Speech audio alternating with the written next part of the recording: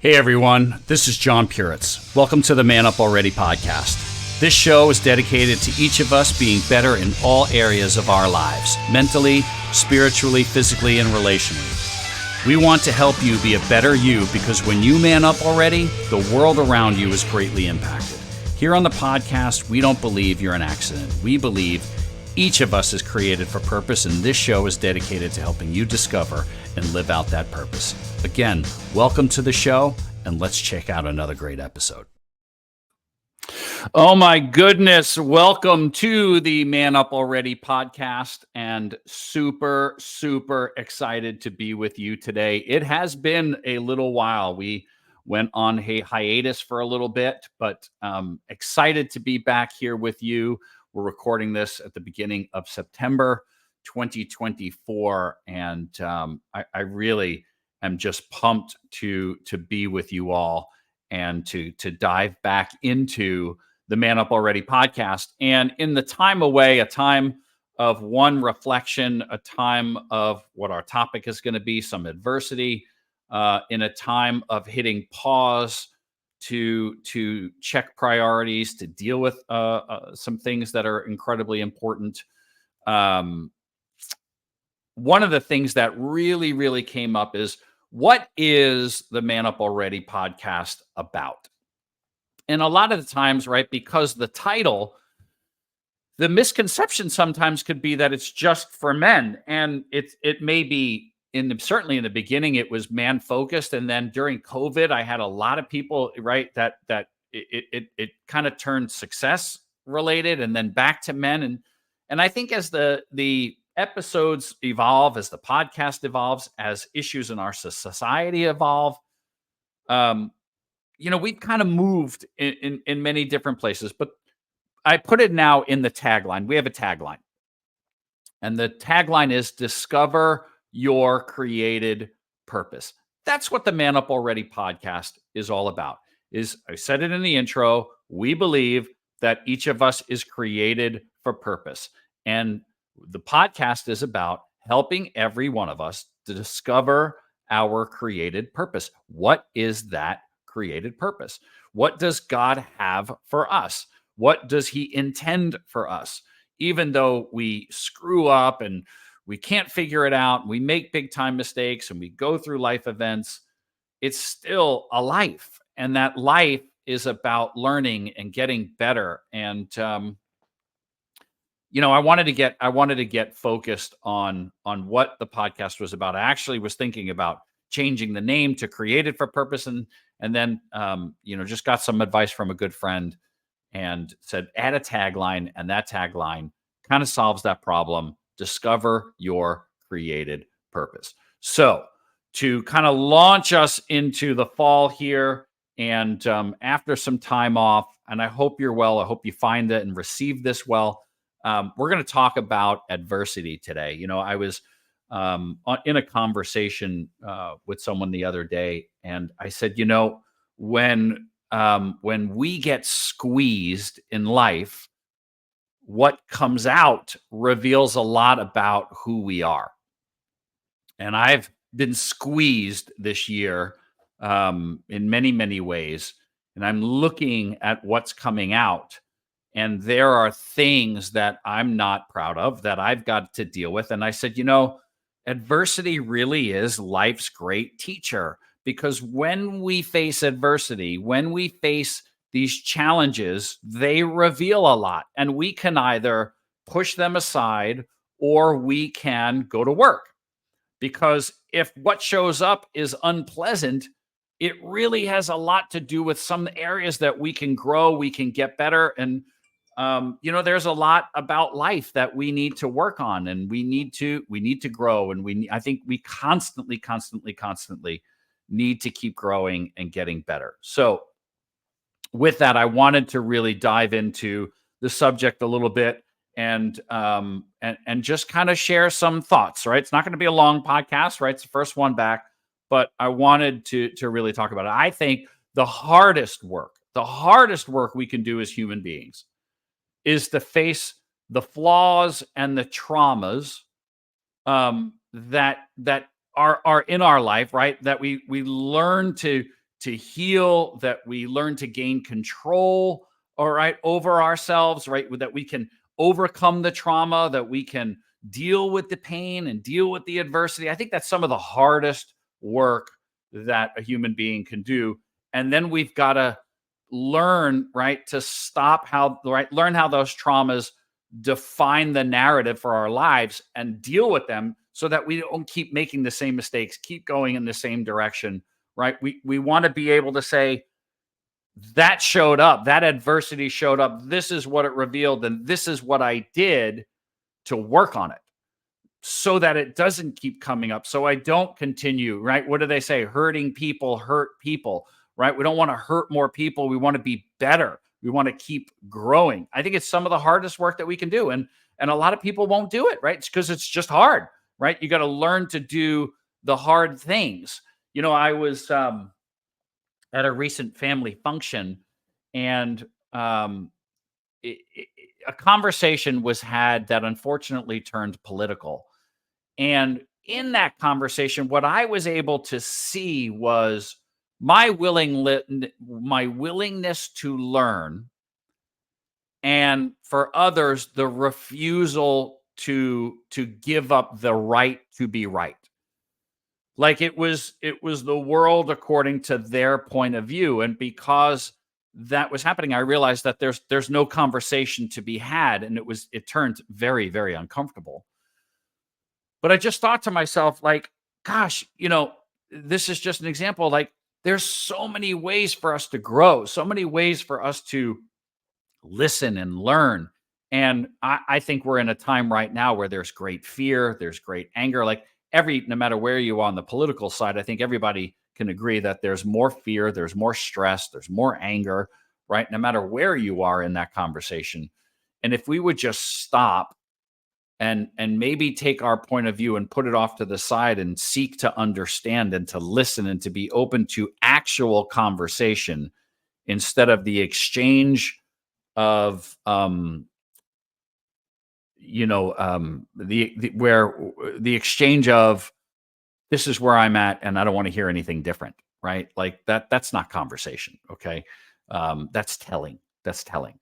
When everybody's just telling, seeking to be heard, you're not going to have much conversation. Anyway, I share that because I still walked out of that going, all right, what can I learn and what I learned is stop taking this stuff so serious, right? Like the lesson was you need to not take this stuff so serious. At the end of the day, we've got to get up and we've got to run our lives to the best of our ability, even though circumstances do change.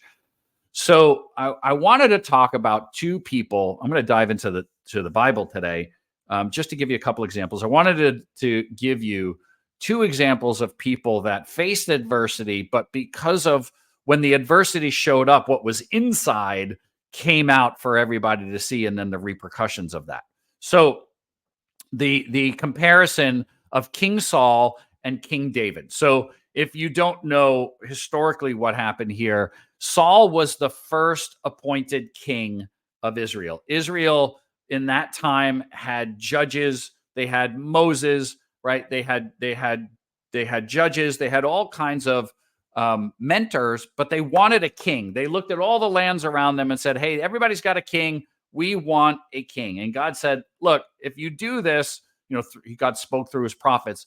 If you're subject to a lot of human things, just rely on me. And they couldn't handle it. So they wanted a king. And so God appoints Saul as king.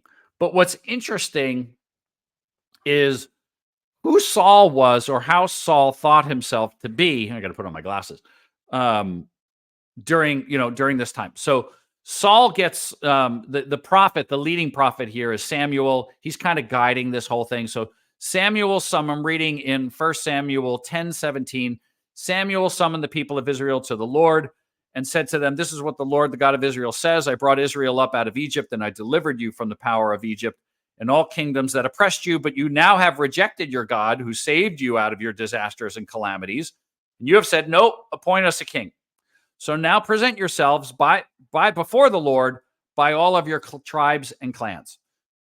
And when Samuel had all of Israel come forward, the tribe of Benjamin was taken by Lot. Then he brought forward the tribe of Benjamin clan by clan. Okay. And so he brings the lowest clan in all of the tribes, the smallest. He brings, that's who gets chosen. And then out of Benjamin, they bring all the families together and they go, all right, who is it? And they said, has that man come here yet? And the Lord says, yes, he has, but he's hidden himself among the supplies. So they ran and brought him out. And he stood among the people. He was taller than any of the others. So Saul, in his chosen moment to be king, how he felt on the inside was insecure, doubtful, and hid. In his moment, he hides. They have to pull him out. Now, he looks good. He's taller than everybody else. He's handsome. And they go, oh, surely that's the king. But on the inside, Saul was hiding and then physically was hiding in his moment. And as things played out, every time Saul faced adversity, his insecurity and his trauma was always on full display. He never trusted God. He tried to take control out of fear, right? He would do things because he felt like he had to control things. He had no faith and just really, really, really did not show up well as a king. Meanwhile, David, if you know the story of David, right? He's a boy, he's a sheep herder, and Goliath was his adversity showing up. So what's interesting about the story of David is that David chooses Goliath, right? So Saul was kind of chosen, but David chooses his adversity. So when Goliath shows up, and if you don't know that story, Israel's on one side of the field, the Philistines are on the other, and the Philistines send out Goliath, who was a giant. And he's just mocking the army of Israel day after day after day. And he's like, send somebody out. Let's decide this right now. And they are just fearful. So David shows up to bring his brothers food. And he's a kid, right? He's like a teenager or young 20s. And he shows up and they're like, no, this is not you. Like, what are you doing here? And finally, David's like, he's actually probably, I don't know if he's probably young teens. I forget how old he is, but he's young, right? So he goes, who is this uncircumcised Philistine mocking the land of, or the kingdom of Israel, or who's mocking God's people? And so they explain everything. So David goes out with a sling and a stone because he's used to sheep herding. He's used to fighting off bears and lions. And he just has such faith that he kills Goliath. We all know that story. My point is this: in that time of adversity, one, he chooses to go. And two, when he's squeezed, what comes out? Warrior, right? Honor, bravery, right? Confidence. That in his moment is what happens. And so Saul always made excuses, and David, right, always when his adversity shows up. So let me just kind of move forward a little bit. David, as he grows up, commits adultery. David commits murder. David doesn't trust God and orders a census, basically taking inventory of what's in the kingdom versus trusting God to provide. And in all of those times when he fails, he's repentant. He doesn't make excuses and sit in his ego. He's repentant before God first, right? He has to make amends in his life, but before God, he's repentant. He gets on his knees, he prays, reads Psalms. There's so much in there on that, of him just begging for forgiveness, telling God, I'll get better, and then he does the work. And God says David is a man after my own heart. And I share this because we all face tough moments. We all make mistakes and screw up.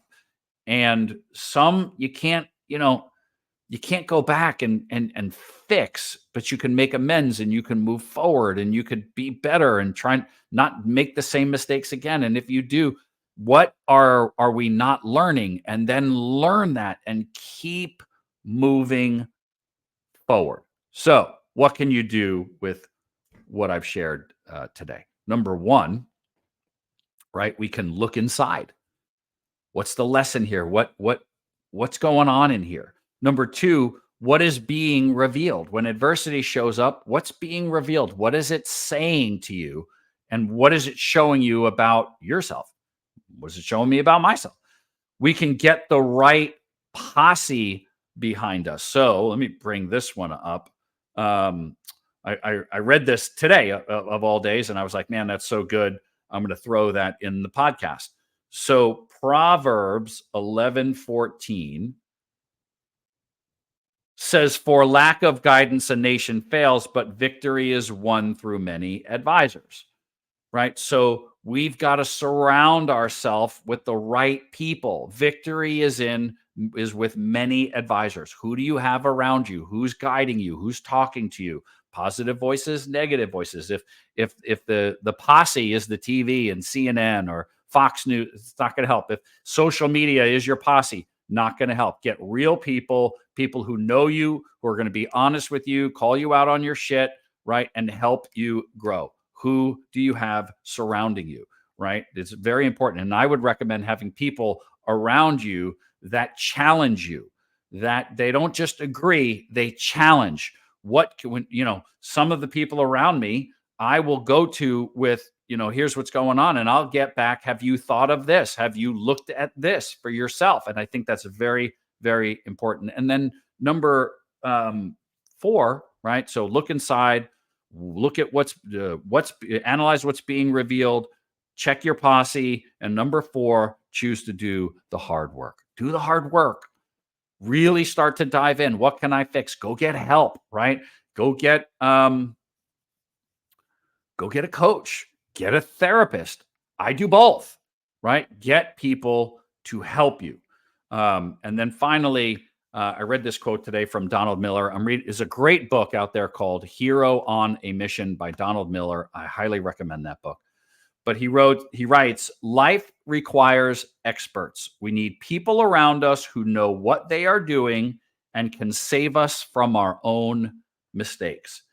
Get the right people around you and do the hard work. I love that. Get people who can save us from our own mistakes. Hey, it was good to just get on here, talk to you a little bit, share some things. I'm sorry we've been away for a little while, but I'm not, because there's been a lot of healing, learning, growth in that time. We got more to do, but I'm excited to be here with you and to continue to move forward, right, in discovering our created purpose. So, hey, we'll see you soon. We'll talk to you soon. And thanks so much.